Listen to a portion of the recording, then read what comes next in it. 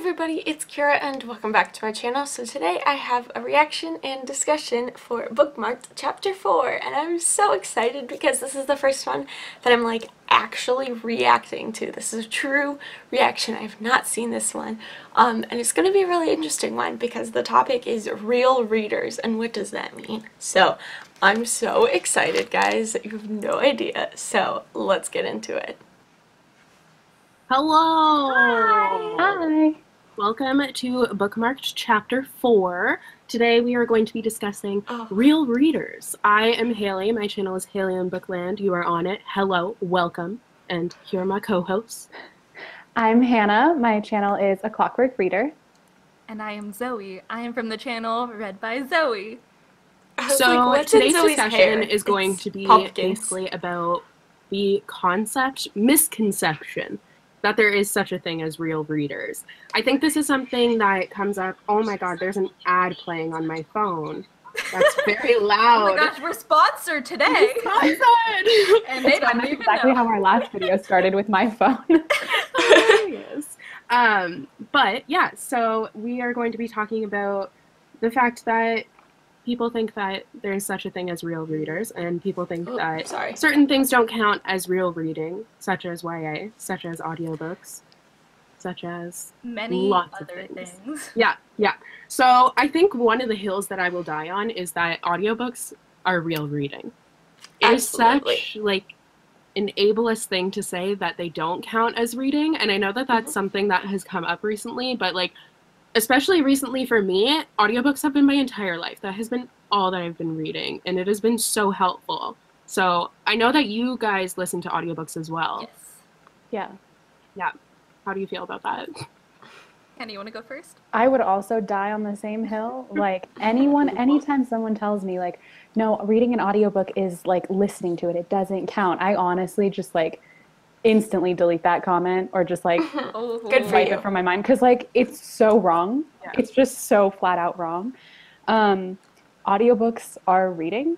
If you think that storytelling didn't start out through oration, through oral storytelling, and you think writing started out first, you are also incorrect. So I don't understand why this is so controversial to people. Yeah. But yeah, I love them. I love listening to them.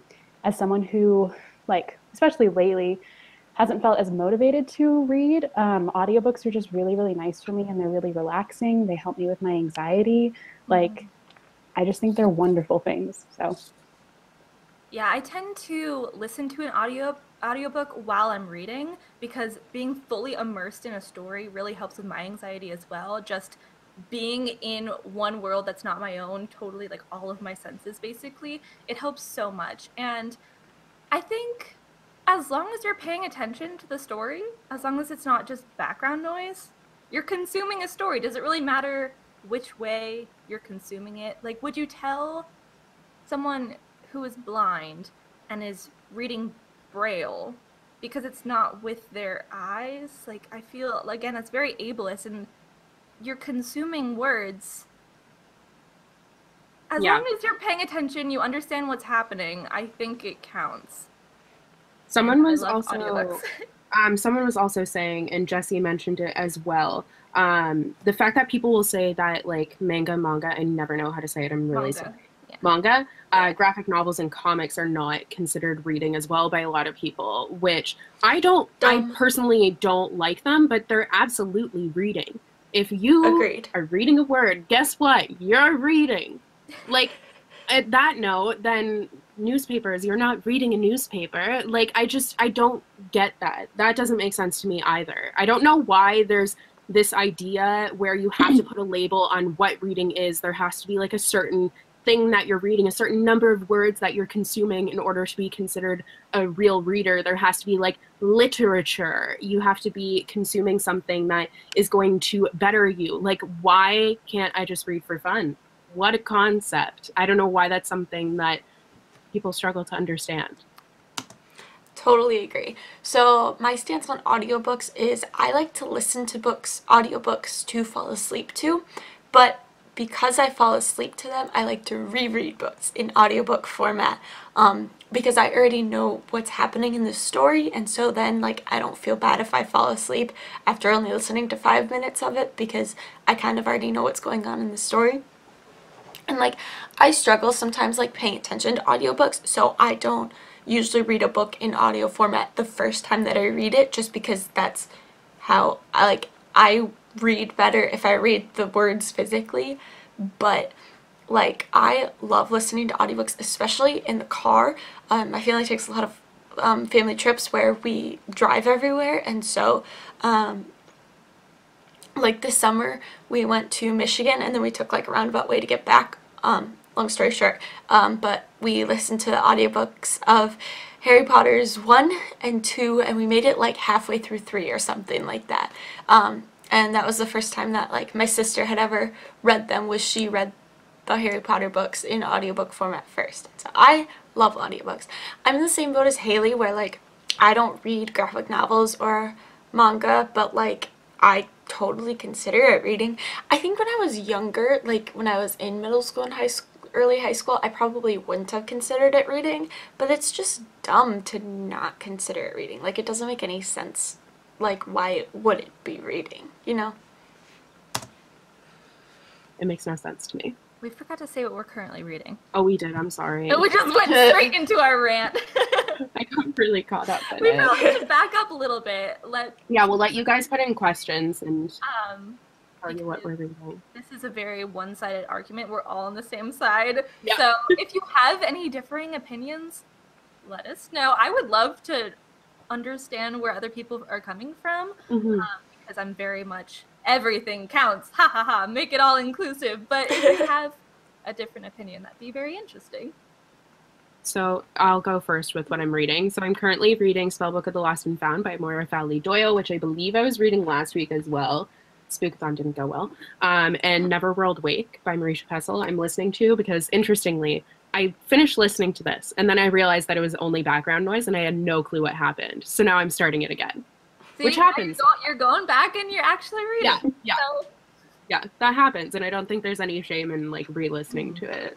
Well, I do that sometimes too. I just have like an audiobook, like the Pride and Prejudice audiobook narrated by Rosamund Pike.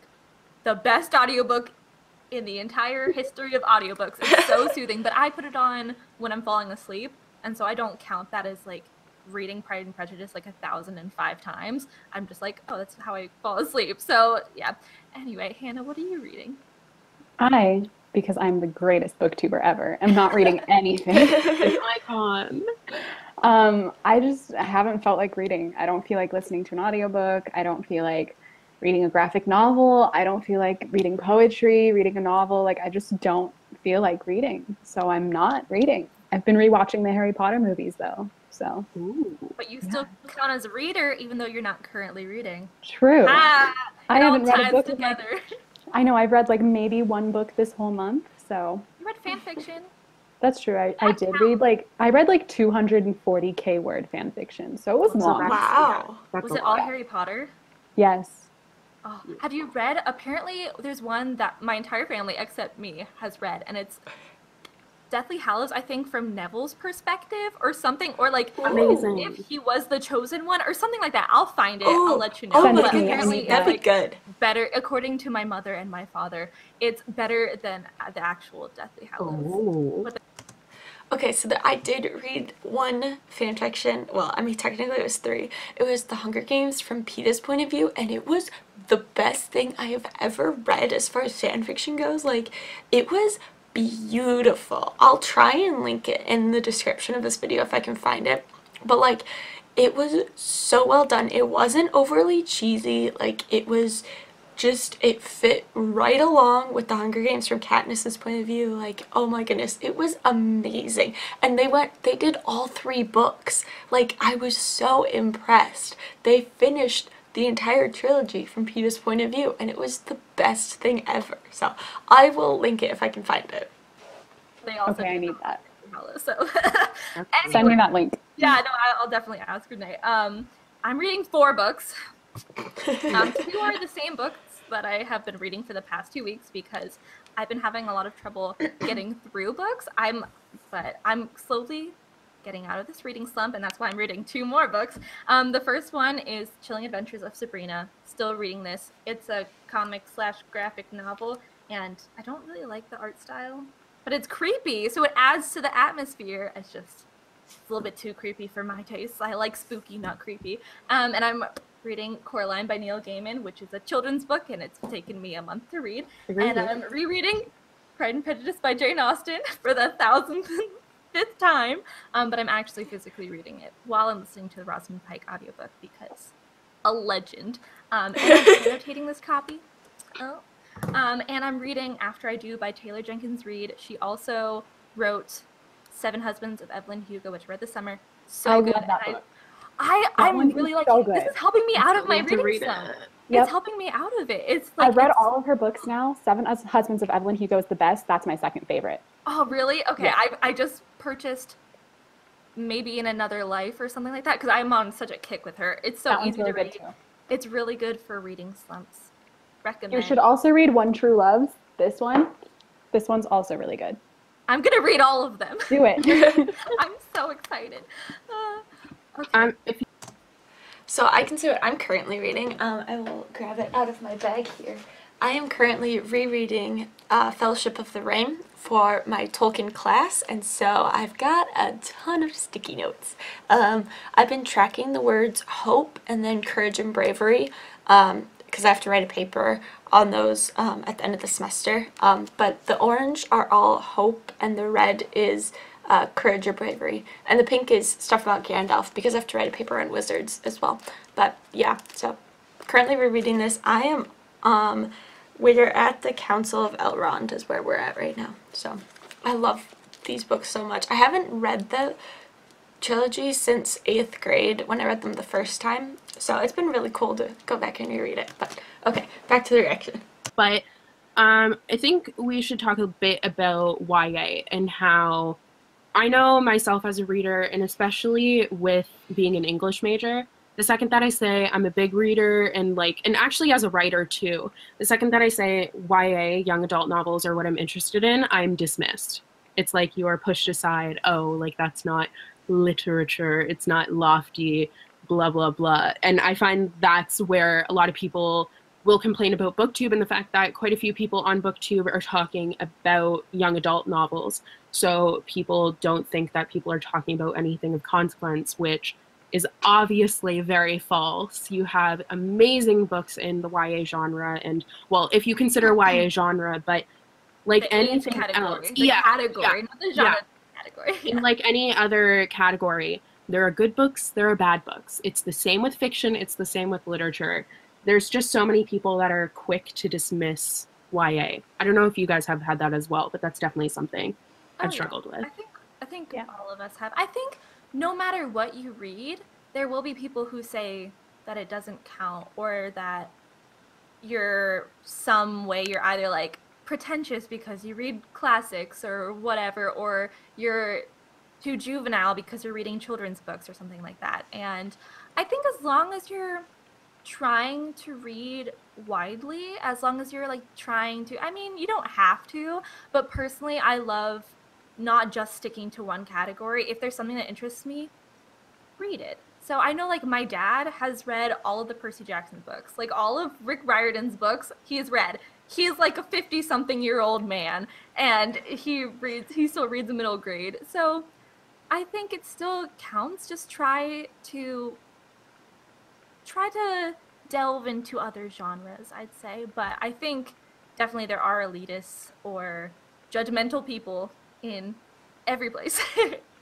There's actually someone on Twitter as well who mentioned, was talking about the fact that people think that when you're older and you read YA, which I think all of us would be considered too old to read YA, especially because in stores it's called teen. I don't know if in the States it's called teen. Is it? At Barnes & Noble? Barnes & Noble, sometimes it's like teen, like fiction, fantasy or something. Yeah. Okay. Because at my store, it's straight up teen. I think at Books A Million, it's young adult now. Okay. Well, maybe I'm wrong. Maybe I just filled that in my own head. No. I think that the fact that you can age out of a category, like, sure, you could be reading something that's older, but I think as long as you're reading what you enjoy, it doesn't matter. Like, I'll never understand why people care so much about what you do with your life and what you do for enjoyment when it doesn't affect them at all. Like, you need to get a hobby. We do this for entertainment. Yeah. Yeah. I think with YA specifically, sorry, I think with YA specifically, I think a lot of people just like in any other scenario as well, people like to hate on things that are marketed towards teen girls. And I don't really understand like why that is such a big problem. But yeah, again, like I think people just like have this perception of reading, and reading is supposed to be this like intellectual thing that only intellectual people can do, and you have to like do it in a specific way. And if you're not conforming to that way of traditionally like doing like performing reading, then you're not like considered a real reader in those people's eyes. And I just think that that's like completely wrong and a serious problem, because reading is a hobby, and it should be a hobby that's accessible to everybody and something that everyone can enjoy. And yeah, I don't understand why it's like a serious issue to some people. I think, oh, sorry. Because reading used to be such only privileged people really got to read books. I think like old white men still kind of think that they dictate what we read or what is like acceptable, like romance. People still look down on that, and like children's books, like things like that. So, and there's still such an idea of who is a reader. Like really, like people won't, I don't know. I feel Well, there's an argument where like I have my books rainbow like color coordinated, and people will say I'm not a real reader because I do that. Like, just because I'm a visual person and I want my bookshelves to look aesthetically appealing, I am automatically just a book collector. Which why, like, I don't get why it matters so much. But then there's people who they'll get their books from the library, and then people will say that they aren't a real reader because they don't have bookshelves in their room. So both sides, you cannot win. And no, you really can't. What is a perfect reader? Like, let's lay this out. How many books do they have? I have no idea. Do they have like a lot of books? No, they're just collecting. Do they have like a small collection? No, they don't care enough. Do they read like just classics? No. Like they also read fantasy and stuff like that. So like come on, people. It's such a frustrating argument, especially like I love classics, I really do, but there's also some that I really haven't enjoyed. And I think there's something where people will be like, oh, you didn't like that classic? Bye, like you don't matter anymore. So I get that a lot. Like I haven't read Lord of the Rings, and I don't really have that much of an interest in Lord of the Rings. I'm kind of torn. I don't know. I either really want to read it or I don't want to read it at all. Read it. I don't think I'm going to, because I read The Hobbit and I didn't like it. But that's how I felt, yeah. Yeah, so I just... You read that for my book club, Hannah. I did, but I didn't so rude. You're not a real reader. No. A lot of people, especially as a writer, will be like, how can you be writing in fantasy when you haven't read like, that's dumb. Lord of the Rings? And I'm like, well, I'm doing it. I'm writing fantasy, and I haven't read it, so that's how. It's such a losing battle, like you said, Zoe, because either way you can't win. It's really hard too, because like Lord of the Rings is on such different scale. Like I'm taking an entire class this semester on Tolkien, the writer of Lord of the Rings, and he literally has so much about like his world. If you've ever looked at like the appendices of Return of the King, there's like Return of the King, it's like this much is the actual book and this much is like the appendices and the extra stuff that he has. He has a whole Hobbit calendar, because hobbits, you know, mark time differently than humans do. So like he made a whole Hobbit calendar. So like Tolkien is like on a whole nother level of fantasy, but it's not like this is the only fantasy book that is out there. There are so many other fantasy books, and I am so excited that Haley is writing a fantasy book because I love reading fantasy books. But yeah, it's really stupid that there's this elitism of like you have to have read like this specific book or these books to like be an expert in your field, or like to be a real fantasy reader or whatever. It's just really dumb. But I totally disagree with the idea that there's like this set list of classics that you have to have read in order to consider yourself a reader. I would really like to read the classics because I think that they're interesting. It's interesting to see where literature started, like how it has progressed, and that's just me being an English major nerd. But I also don't think that you have to. If you don't enjoy classics and you like reading smut, whatever, that's you. Like, you do you.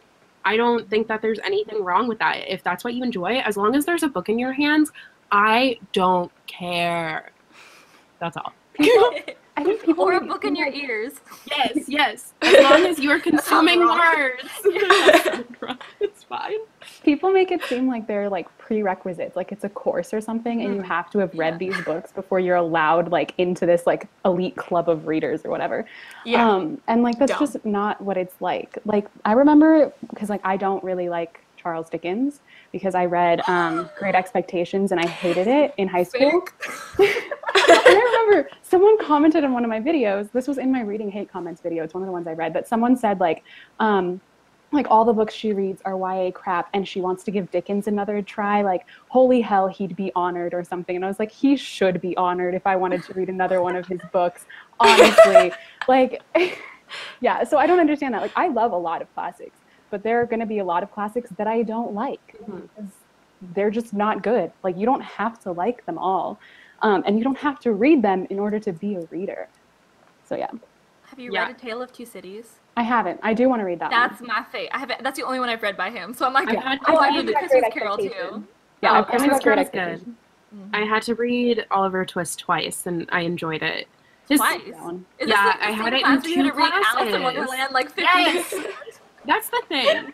Literally, my university, it's all old dead white men. That's all that we would have to read. So I constantly had the same texts over and over again. William Blake, Alice in Wonderland, obviously wasn't mad about that one. But Oliver Twist, like Shakespeare, all those things I had all the time because there's like this precedent set on like old white dead men literature is like, that's great. Everything else, no. Like my creative writing teacher in university, when I started writing YA stuff for his course, he was like, no, it's not poetry. I don't want it. And I did terribly in that course because of that. Wow. It was awful. That's awful. He also told me I could never write a book, so. Well, you're going to get published and prove him wrong, so. Exactly. I want a signed copy, and I'm like, no! Should we move on to questions? Oh, sure. Yeah. Okay. Oh, people are trying. So my vlog. So let's go. People keep on asking about my vlog, so I just wanted to say really quickly there was an edit that I forgot to take out, so I had to. I saw it. It's a very interesting thing she left in. I'm processing the edit right now. It'll probably be back up tomorrow. I just have to put it on private. That makes me feel better because it disappeared, and I was like, wait, a lot of this is people are so excited to talk about other people about their favorite books.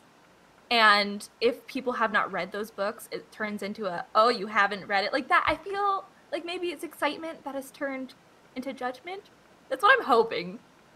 That's what I'm hoping for. I can see that because, I mean, the second that someone says that they don't like your favorite book, you're kind of like, oh. Like, people constantly tell me that they hate The Book Thief, which I totally get. Like, my 2 favorite books are ones that are generally not liked by quite a few people. They also have, like The Book Thief. A lot of people don't because they don't understand the perspective that it's told from, and he has a really interesting writing style, which I don't think meshes with everyone, and I totally think that's fine, but there are some people that, you know, I feel like, yeah, it could be excitement that's kind of turning into a bit of hatred and a bit of judgment, which is just not right. Do not like. Also, I feel like school, it really kind of makes you look at books in not a great way, especially the classics. Yeah. So I feel like either people have a great teacher, like that's part of why I love Pride and Prejudice and like A Tale of Two Cities, because for those years I had a really good teacher, and so it made me think of them much more positively.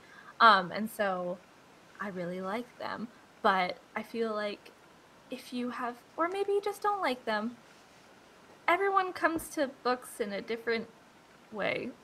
I don't know what I'm talking about. Listen to the Pumpkin Queen. I got it out of my head, but we're going with it. So did I until I listened. I was like, oh, it's happening. Jack-o'-lanterns everywhere. I just lost it. Where did it go?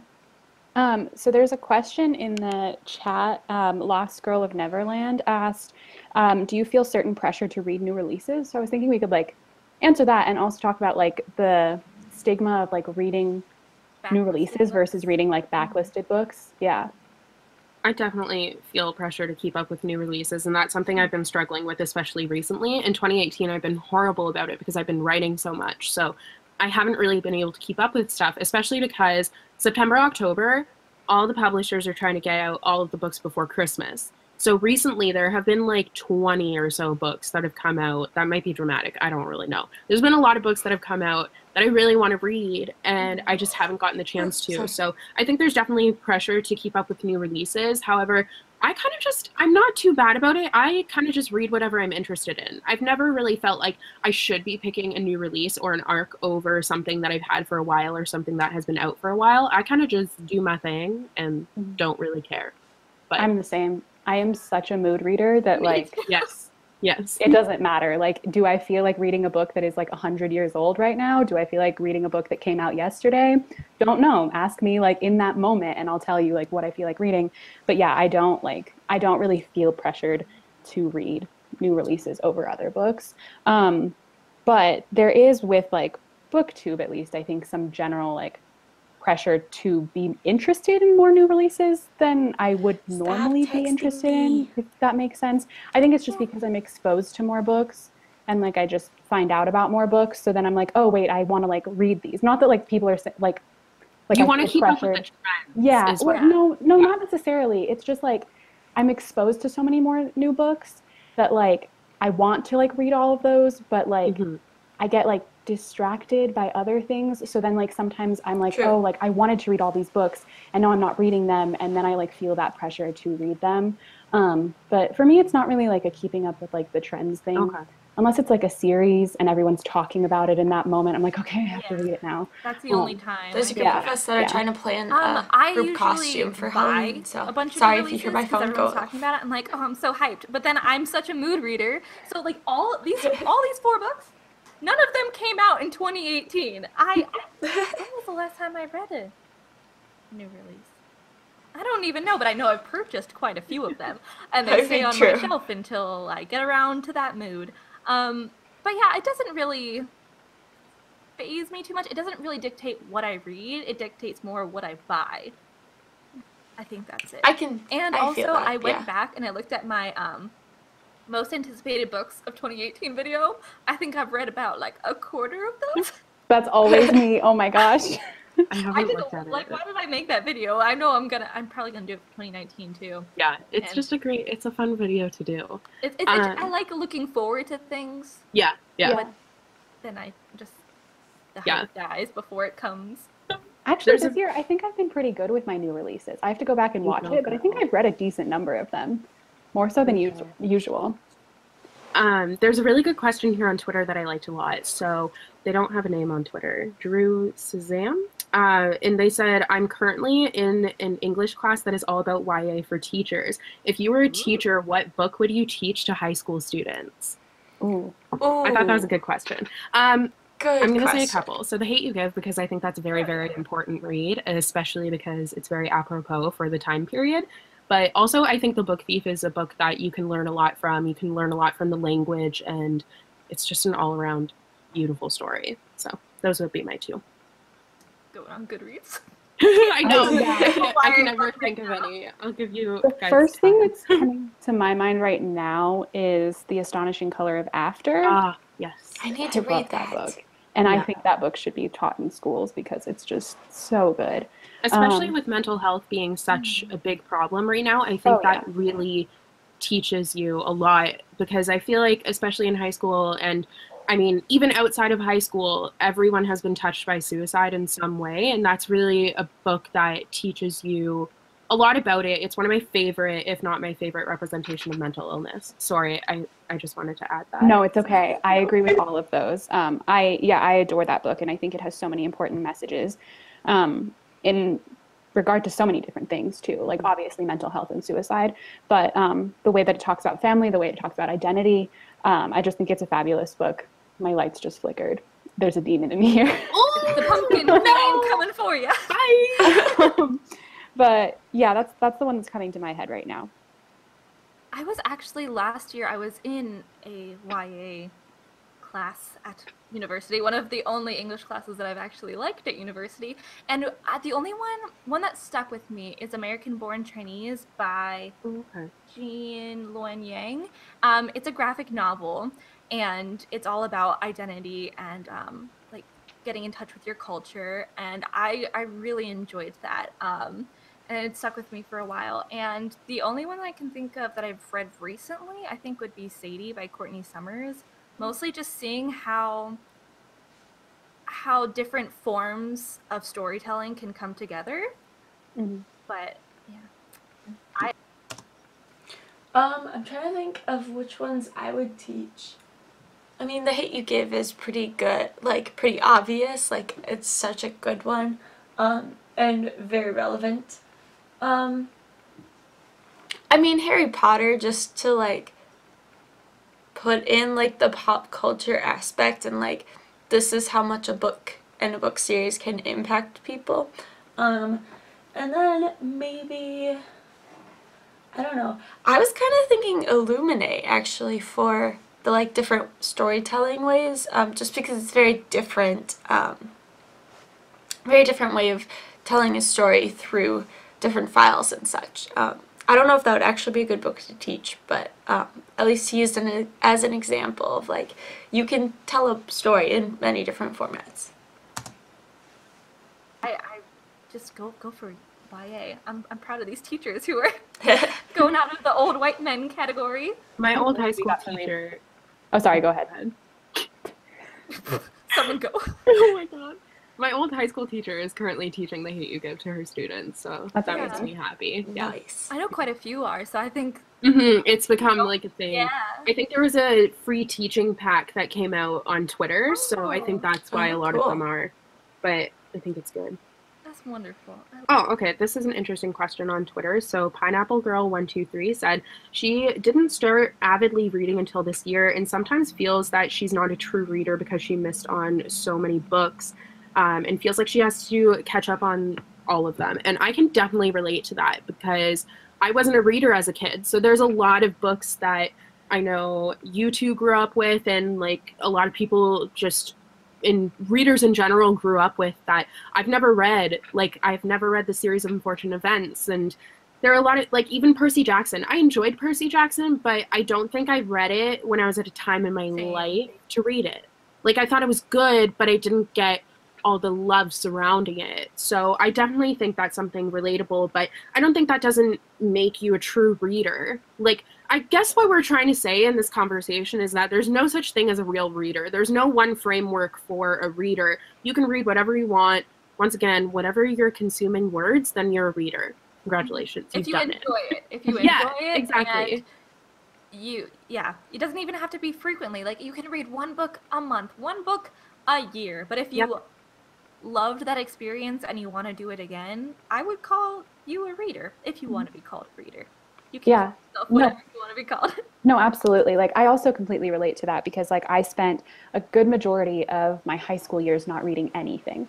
Like I read maybe 1 or 2 books a year. Usually those books were just like school books too. And I didn't read. And it was very weird because I was a really, really avid reader when I was younger. So there was like this period of my life where I was reading almost nothing. And then when I found BookTube, I felt like I was so behind everybody else because like I hadn't read like all these series that everybody else were reading. I hadn't read all these popular books and like all of these things. And I was like, oh, I have to catch up. Like I have to read all of them. Like I hadn't read a series of Unfortunate Events. I haven't read the rest of the Percy Jackson series. I still haven't read the rest of those.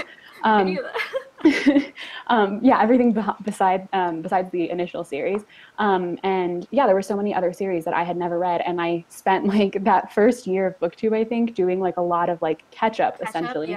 Yeah, just reading as much as I possibly could on all of those books that like everyone had been talking about that I felt like I was missing out on. But honestly, it's just kind of like, now I kind of look at it as like sure, I'm not reading as much as I used to be, or like maybe I'm not reading all these popular books that everyone else is talking about, but I have so many books to like look forward to. And like that makes me like excited. That like gives me motivation to read when I don't feel like reading. So yeah, you're still a real reader. You're always going to be a reader. Like all those years that I wasn't really reading, I still considered myself a reader. But that period of my life, I just didn't want to read, and that's completely fine. And there's no like limit of books. There's no specific books you have to read to still consider yourself a reader. Yes, you dictate your own reading journey. Yeah. You dictate what type of person you want to be, what types of books you want to read. I, when I went to, I think it was BA last year, and everyone was talking about new releases and like books they've read and like Six of Crows and all that, and I was just sitting there like, I have no idea what you're talking about because I haven't read. I have so many series that people have read, but I'm still a reader, and you just again you decide what you want to read. Don't force yourself to do anything that you don't want to do. It's entertainment. So, whatever you like to do. If you want to read smut, go ahead. Read that smut. Have a bunch of fun. It's reading. If you want to read children's books, you do you. That's the moral of the story. The Pumpkin Queen's coming Next back. week, yeah, so we've done a couple of like more serious topics, I guess, for the past couple of weeks, but next week is the day before Halloween, so our chapter is going to be Bookmarked. Yay! Get it? So clever. Go. Boo! So we're literally just going to be talking about Halloween. It's going to be really casual. We'll talk about kind of like spooky reads. It's not going to have much of a framework. It'll It's be mostly going to be questions. Yeah. So come Hanging and out join with us friends. on, what's it called, Devil's Night or something like that? I don't know. The day before Halloween. Come and What do join you us. do in Canada? You don't have that where people go around and smash pumpkins? You can't put your pumpkins out that night because people will smash them. What? That's not in What is America. Canada? No! Wow. We do That's not scary. do that. Oh. Actually, We that's don't kind have of a shocking that devil's we don't do night. that. I'm so confused. Yeah, no, we're now. such devilish people. Why don't we I do thought that was like a universal thing. I wish. Oh. Honestly, it sounds fun. It was scary when I was a child. I spent so much time on your jack-o'-lanterns. You can't, people will smash them, so you can't put them out the night before Halloween. I'm really scared of Canada now. I've never seen anyone actually do it. It's the one night that Canada just goes wild. Yeah, we go wild. It's like The most violent you get is with yeah, we just smash pumpkins. But yeah, so we're gonna be doing that on my channel next week. Yes. And we are also gonna be dressing up. Ooh, So cool. Yeah. Stop it. Other people are saying they're Canadian and no one has done that there. Hey, we I'm need so to make something up. confused. It's just a family tradition. Now we know why you are the way that you are. Maybe your parents just lied to you to keep you from putting the Maybe. jack-o'-lanterns I outside. don't get, it's like I need to Google this. I feel shook. But next Tuesday is a very stressful day for all of us, so Yes. that's why we're just letting loose, having Yep. some fun, Mhm. chatting about things. It's called Cabbage Night here. Devil's smash Night is a cabbage? name associated with October 30th, the night before Halloween. Is that why they're called Smashing Pumpkins? Oh, Like the people call it Smashing Mischief Pumpkins? Night. Oh, are they Canadian? I know why. I know why. It's because it happens in Detroit. Oh. I live near Oh. Detroit. That's why. Are they from Detroit? The Smashing So it is Pumpkins? an American thing then. So Of yeah, course it is. I was We gonna say, knew, it doesn't we sound knew it Canadian. had to be. it's seen a decline recently. Oh my god, I Oh, didn't know that's this so was a sad. local Let's bring thing. back Devil's Night. Hilarious. Wow. Oh. The more you know. Mackenzie Bryn Rapp asks thoughts on number of books read to be counted as a reader. Any. Any. as Yeah. Any. One. Yeah.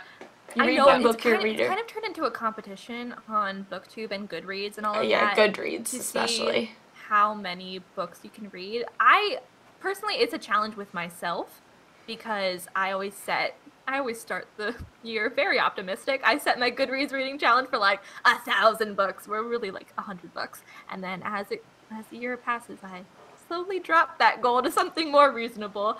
But seeing people's wrap ups, seeing that they've read like 14 books a month or something like that, it is pretty discouraging. And sometimes I do think to myself like, wow, you shouldn't even like be on BookTube. Like you barely read. But then I I sit back, I realize that like one, like I'm struggling with like things, so like I'm busy with other things like mentally and like in life, and the fact that I just haven't had time to read or like I haven't felt like reading, it's all personal. So I still call myself a reader, and it is discouraging at sometimes, and it It can be. The thing I will It can say be. is look at it this way. I have a video called I think I read 18 books in 1 month or something like I that. know that's And I kind of did what I was that. talking about. I do that. I do that sometimes. But also, this month, I think I've read maybe one book. Yeah. Maybe. I don't even know if I read one And book a this lot month. of That might have been fan September. fiction. Yeah. You So should like just make a Goodreads thing for that.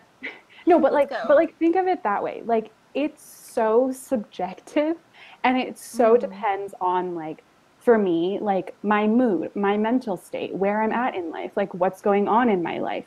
And like again for me my like Goodreads challenge like you Zoe it's like a personal thing like I never like compare my reading to like other people's like how many I books mean, I they've read. started at the same goal as everybody else, so I do compare myself at first, and then I'm like, wow, let's get realistic here.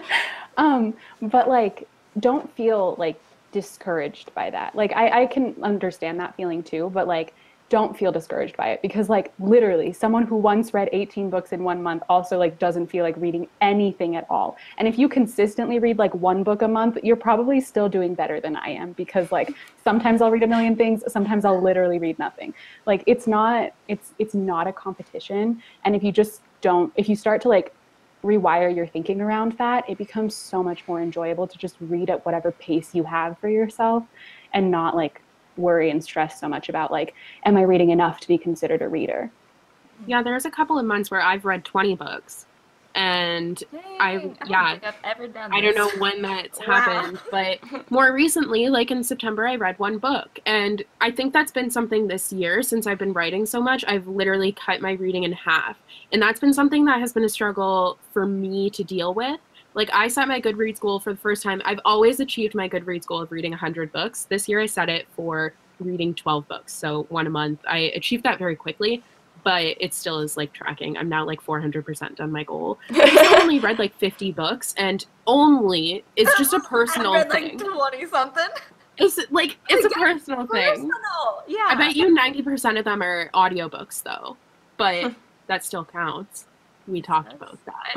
Attention. Exactly. Yeah. It's definitely a very personal thing. As many books as you want to read. If you think you're a reader, congratulations, you are a reader. That's the only criteria. Literally, that's it.